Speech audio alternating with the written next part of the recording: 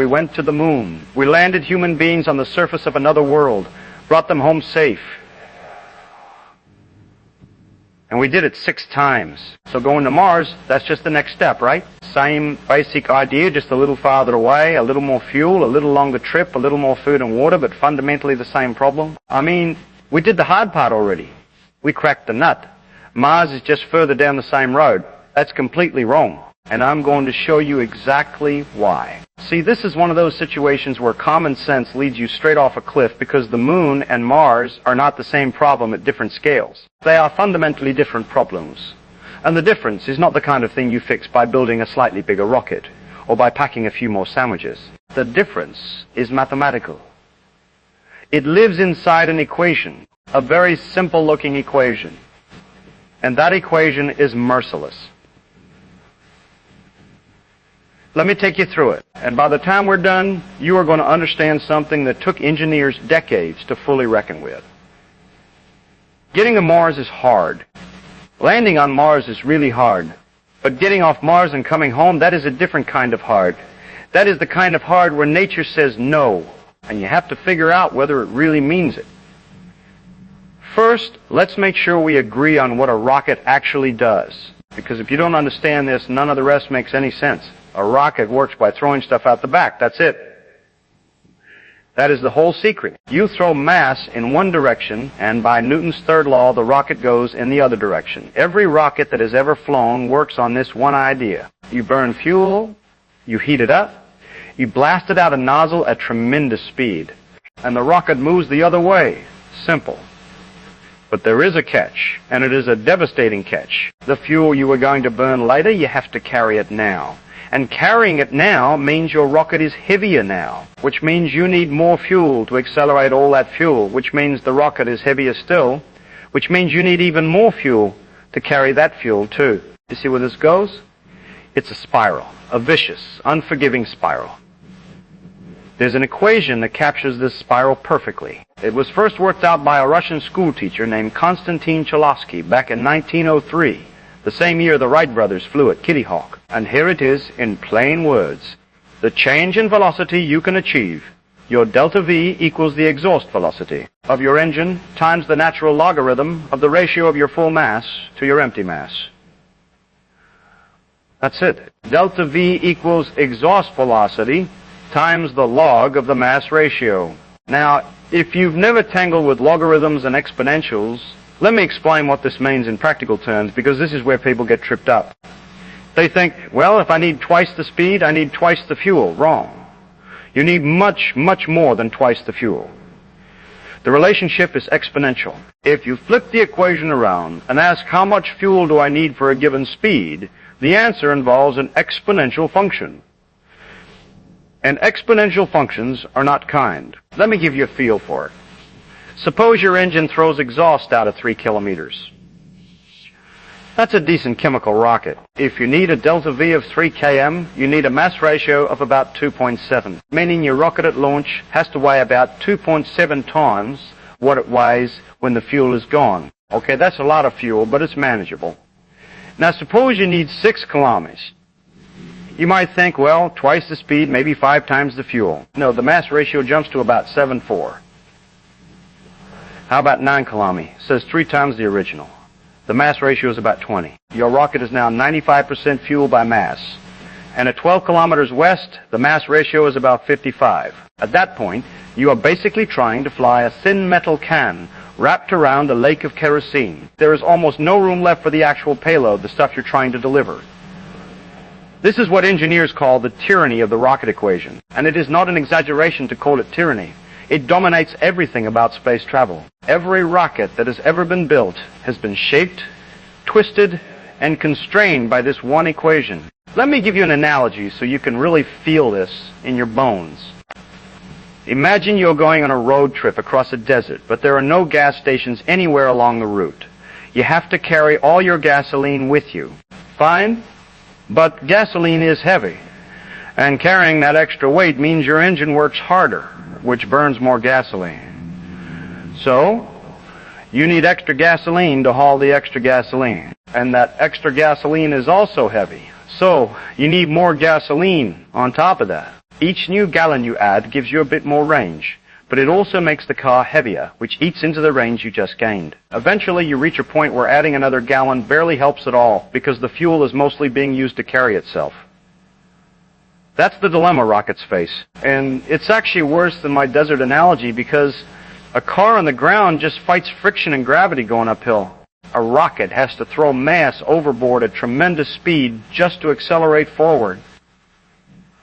Every second it flies, it's getting lighter, which is good. But it started absurdly heavy, which is the whole problem. The Saturn V, that magnificent machine that took us to the moon, was about 85% fuel by mass at launch. Think about what that means. It weighed about 12 million pounds sitting on the pad. 65 million. And the part that actually went to the moon and came home, the tiny command module with 3 men inside, weighed less than 1% of the total. All the rest was fuel and the tanks and engines to burn that fuel. And those were thrown away along the route stage by stage to shed dead weight. The entire design philosophy of the Saturn V was about getting rid of mass as fast as possible. Use it, dump it, move on lighter. That is not elegance. That is desperation, dressed up as engineering brilliance. The equation forced that design, not the engineer's preferences, the equation. Now, let's talk about the moon trip. And let's see why it worked. The delta V, to get from the surface of the Earth into low Earth orbit, is about 9.5 kilometer assess. That's the hardest part of any space mission. Getting off the ground, you're fighting gravity the whole way. You're punching through the atmosphere, and you need tremendous speed, about 912 kilometers of it. From low Earth orbit to the moon and back, the additional delta V is roughly another 6 kilometers total round trip. And there are some clever tricks. The lunar module was very light. It only had to work in the moon's weak gravity, 16th of Earth's. The moon has no atmosphere, so no heat shields needed for landing. And the moon's escape velocity is only about 2.4 kilon. So getting off the surface didn't take that much fuel. They left the bottom half of the lunar module behind. They ascended in just the top part, this little cabin. Barely enough for 2 men. They rendezvoused with the command module in orbit, transferred the crew, and threw the ascent stage away too. Every kilogram mattered. Every decision was about saving mass. And it worked. Barely in some cases, but it worked. The total delta V budget for the whole Apollo mission from Earth's surface to the moon's surface and back was roughly 15 to 16 kilometers. That's a monstrous number. The Saturn V was the most powerful rocket ever flown. And it could just barely do it. So now Mars, the first thing you have to understand is how far away Mars actually is. Not in some abstract sense. In a practical mission planning sense, the moon is about 3 days away. You light your engine, coast for 3 days, and you're there. If something goes wrong, you can turn around. Apollo 13 proved that. They swung around the moon and came home in a few days, battered, but alive. Mars is not 3 days away. Mars at its closest is about 55 million kilometers from Earth. At its farthest, about 400 million kilometers. And you can't just point your rocket at Mars and go, because Mars is moving, Earth is moving. Everything is orbiting the sun at different speeds and different distances. You have to launch at just the right time, follow a curved path called a Hohmann transfer orbit, and arrive at Mars about 8 or 9 months later. 8 or 9 months in a spacecraft in deep space, with no possibility of turning around, because you're already committed to the trajectory. Let me make sure that sinks in. 8 or 9 months on the space station. If something goes terribly wrong, you can pile into a Soyuz C capsule and be on the ground in a few hours. On the way to Mars, if something goes wrong, you are in a metal tube, hurtling through the void at tens of thousands of kilometers per hour. And your options are to fix it yourself or die. There is no abort. There is no safe harbor between here and there. The vast majority of the journey is spent in a region of space where the sun's radiation is unfiltered. Micrometeorites are an ever-present threat, and the nearest human being not on your spacecraft is getting farther away every day. And people talk casually about this trip as though it's a long airplane flight, as though boredom is the main concern. It's not. The main concern is that you're living inside a complex machine for the better part of a year. And if any critical system fails, engine, life support, navigation, power, There is no emergency landing strip between Earth and Mars. Nothing. Just vacuum. But let's set aside the travel time for now. Let's talk about delta V, because that's what the rocket equation cares about. From low Earth orbit to delta V to get on a transfer orbit to Mars is about 3.6 kilometers. Then you need to slow down when you arrive. Maybe another 1 to 2 kilometer S to get into Mars orbit. Then you need to descend to the surface. And this is where Mars starts to show its teeth. Mars has an atmosphere. You might think that's good news. On Earth, we use the atmosphere to slow down. Parachutes, heat shields, air resistance, wonderful stuff. Saves you all the fuel you'd need for a powered landing. And the Moon has no atmosphere at all. So, everything there had to be done with rockets. But Mars has a terrible atmosphere. Not terrible in the sense that it's unpleasant, although it is terrible in the engineering sense. It's the worst of both worlds. The atmosphere of Mars is about 1%. The density of Earth's atmosphere at sea level, 1%. Standing on the surface of Mars is like standing at an altitude of about 35 kilometers above the Earth, about 3.5 times higher than commercial airplanes fly up where there's essentially nothing. That's how thin the air is on Mars at ground level. So what does that mean? It means the atmosphere is thick enough that you cannot ignore it. When a spacecraft comes screaming in at 5 or 6 kilometers S, even that wisp of air generates enormous heating. You need a heat shield. You have to manage the thermal loads. It's a real atmospheric entry with real danger. But the atmosphere is far too thin to stop you. On Earth, a parachute can slow you from supersonic speeds to a gentle landing. On Mars, a parachute helps, but it can only slow you to about 200 men. Maybe a little more, maybe a little less, depending on the size of your parachute and the weight of your vehicle. And 200 mph is not a landing speed. That's a crashing speed. So after your heat shield has slowed you from hypersonic to supersonic and your parachute has slowed you from supersonic to something still terrifyingly fast, you then have to fire rockets to do the final braking. For a small robotic lander, this is manageable. The Viking landers that touched down on Mars used a combination of heat shields, parachutes, and retro rockets, and they weighed under a metric ton. It worked. The engineering was beautiful. But those were small machines with no passengers. And the signal delay from Mars to Earth is over 10 minutes, sometimes over 20. That means no one on Earth can steer the landing in real time. The machine has to land itself, and every step of the sequence has to work autonomously. Any failure, and you've just made a very expensive crater. A human mission to Mars needs to land something like 20 to 40 metric tons on the surface. People, habitats, life support, food, equipment, power systems, and possibly the fuel and vehicle for the return trip. Here's where the nightmare truly begins. That parachute trick does not scale. You cannot just build a bigger parachute for a heavier payload and expect it to work. The physics doesn't cooperate. The atmosphere is so thin that the parachute would have to be absurdly large, hundreds of meters across. And deploying something like that at supersonic speeds in Martian atmosphere is, to put it gently, beyond what we currently know how to do. So for heavy payloads, you need to use rockets for most of the deceleration. And every kilogram of rocket fuel you bring for landing is a kilogram you had to carry from Earth. The tyranny of the rocket equation. Again, NASA has estimated that for an all-propulsive landing on Mars, every 1 metric ton you want on the surface requires about 20 metric tons in low Earth orbit. That ratio, 20T01, should give you nightmares if you're planning a Mars mission. But I keep getting ahead of myself. All of it is just the problem of getting to Mars.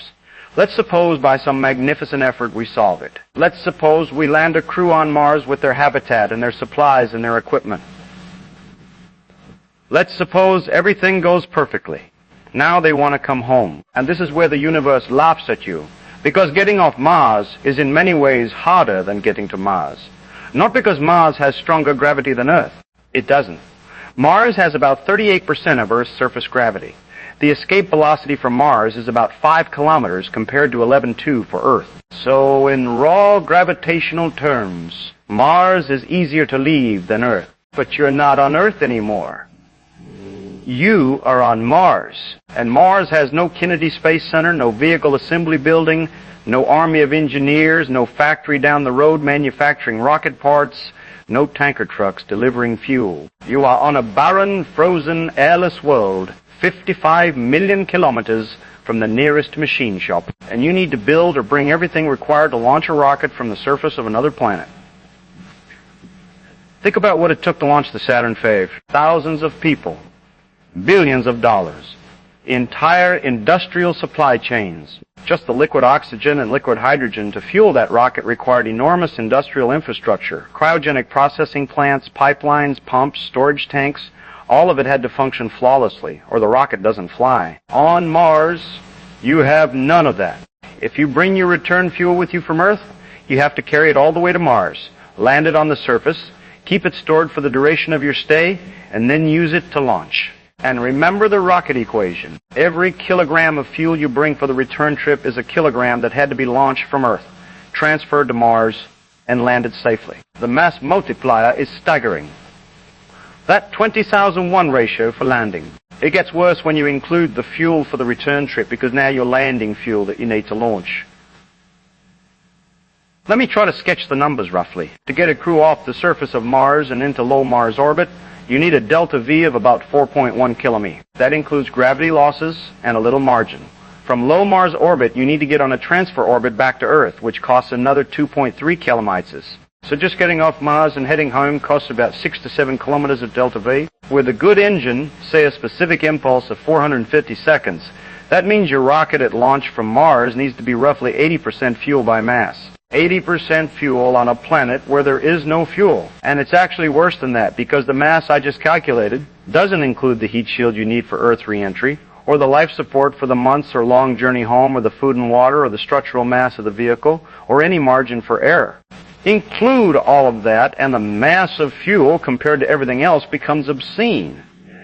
Here's another way to see it. Remember, we got to the moon and back with a delta V budget of about 15 to 16 kilometers. The total delta V for a round trip to Mars, including launch from Earth, transit to Mars, landing, launch from Mars, transit back, and Earth re-entry, is in the neighborhood of 18 to 22 kilometers depending on the trajectory and the mission architecture. That might not sound like much more than the moon mission, only a few extra kilometers per second, but the rocket equation doesn't care about your intuition. A few extra kilometers per second when you're already at the edge of what's possible means an exponential increase in the fuel required. You're not adding fuel, you're multiplying it. Going from 15 to 20 kilos of delta V can mean tripling or quadrupling the initial mass of the rocket. For the moon mission, the Saturn V weighed about 3,000 metric tons. A Mars mission with the same propulsion technology bringing all the return fuel might require a spacecraft assembled in orbit weighing tens of thousands of metric tons. Nobody has ever built anything remotely close to that in space. But wait, I haven't even mentioned the crewless constraint yet. Orbital mechanics. The planets don't wait for you. Earth and Mars orbit the Sun at different speeds at different distances. Earth goes around in 365 days. Mars takes about 687 days. They line up in a favorable position for transfer roughly every 26 months, 2 years and 2 months. That is the synodic period. You can only launch efficiently when the planets are in the right positions. This means if you land on Mars and you want to come home, you cannot just leave whenever you feel like it. You have to wait for the next launch window. And depending on your mission architecture, that means sitting on Mars for anywhere from about 30 days to 500 days, waiting for Earth and Mars to dance back into the right alignment. The most energy-efficient mission profile is called a conjunction-class mission. You fly to Mars in about 9 months. You stay on the surface for roughly 500 days, and then you fly home in another 9 months. The whole trip takes about 2.5 to 3 years. The long stay on Mars is not a choice. It's a consequence of orbital mechanics. If you try to shorten the stay, you pay an enormous delta V penalty because you're fighting the natural rhythm of the orbits. A short stay mission of 30 to 90 days on the surface requires a much more energetic return trajectory, sometimes spending over a year in transit just to get home. And the total delta V goes through the roof, so your crew is on Mars for a year and a half, no matter what. During that time, they are exposed to cosmic radiation, with no protective magnetosphere, no thick atmosphere, just a thin veil of carbon dioxide. On Earth, we are shielded by a magnetic field that deflects most charged particles from the Sun and from deep space. On Mars, that shield does not exist. The atmosphere provides a little protection, but remember, it's 1% the density of Earth's. That means cosmic rays, high-energy particles traveling at nearly the speed of light, are hitting the surface of Mars all the time. And they're hitting your crew. This isn't sunburn. These are particles that can shred DNA. They pass through the walls of your habitat, through the hull of your spacecraft, through your body. They break chemical bonds in your cells. The damage accumulates on the space station. In low Earth orbit, astronauts are still partially shielded by Earth's magnetosphere. Even so, they receive radiation doses many times higher than what we consider safe for workers in nuclear power plants. On Mars, the doses are worse. Over the course of a 3-year mission, the cumulative radiation exposure is estimated to be roughly 1 sphere, which significantly increases the lifetime risk of cancer. And there is no way to fully shield against galactic cosmic rays without meters of solid material around your habitat, which is mass you cannot afford to bring. They are living in a habitat that must be self-sufficient because the nearest resupply is about 9 months away by rocket, and you can't even send a resupply unless the launch window is open. If something breaks during the wrong part of the orbital cycle, there is nothing anyone on Earth can do about it for months, possibly over a year. If a crew member gets seriously ill or injured, there's no hospital, there's no helicopter evacuation.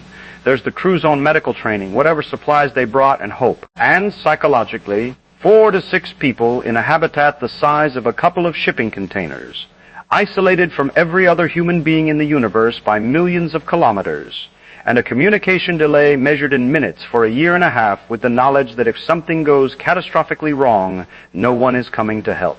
Antarctic winter rover crews, submariners, space station astronauts, they've all taught us something about isolation. It degrades performance. It strains relationships. It affects judgment, and those missions last months, not years. And those people all know that rescue is at least theoretically possible. On Mars, it is not. Now let's come back to the fuel problem, because I want you to really feel the weight of it. Suppose you are designing a Mars return vehicle.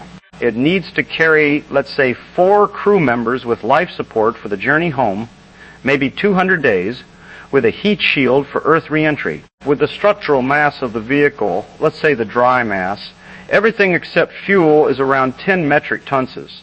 That's actually very optimistic. It's probably more, but let's be generous to get a delta V of about 6.5 kilometers a second with a specific impulse of 450 seconds. The exhaust velocity is about 4.4 kilometers s. The mass ratio you need is e to the power of 6.54.4, which is e to the power of about 1.5, which is about 4.5. So your fully fueled vehicle needs to weigh about 45 metric tons for 10 metric tons of payload.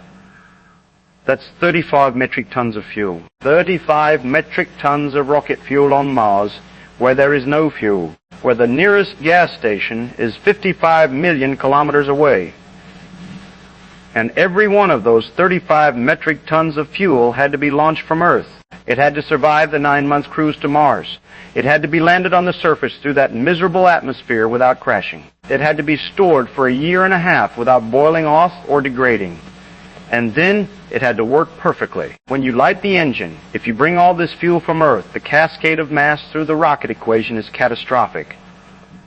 You need fuel to carry the fuel. You need fuel to land the fuel. You need fuel to launch the fuel from Earth. Each step multiplies the mass. By the time you trace it all back to the launch pad on Earth, the total mass required is enormous.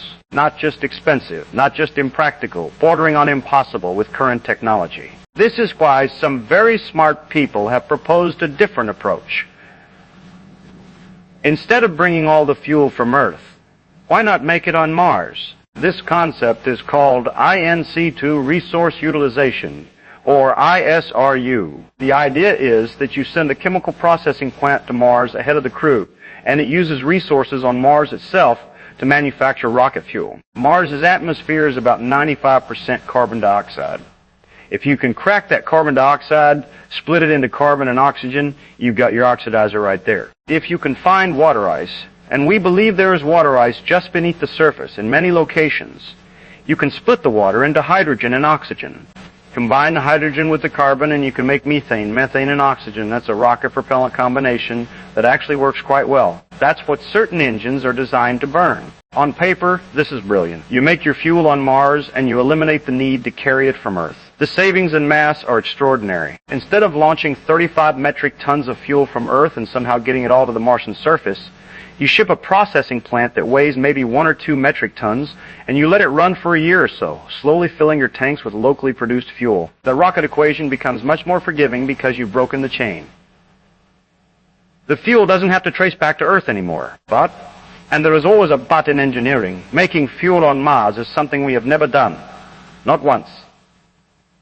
Not even a small demonstration at meaningful scale. We've sent robots to Mars. Clever little machines that have done remarkable science, but none of them has ever chemically processed Martian atmosphere or Martian ice into usable rocket fuel at any useful volume. The chemistry itself is well understood. You take carbon dioxide from the Martian atmosphere, you apply energy, and you can split it into carbon monoxide and oxygen. Or you find water ice beneath the surface, electrolyze it into hydrogen and oxygen, and combine the hydrogen with carbon to produce methane. Methane and oxygen burn nicely in a rocket engine. But knowing the chemistry and doing the chemistry on another planet are two very different things. Going from a laboratory demonstration to 35 metric tons of fuel on Mars requires scaling up by a factor of millions.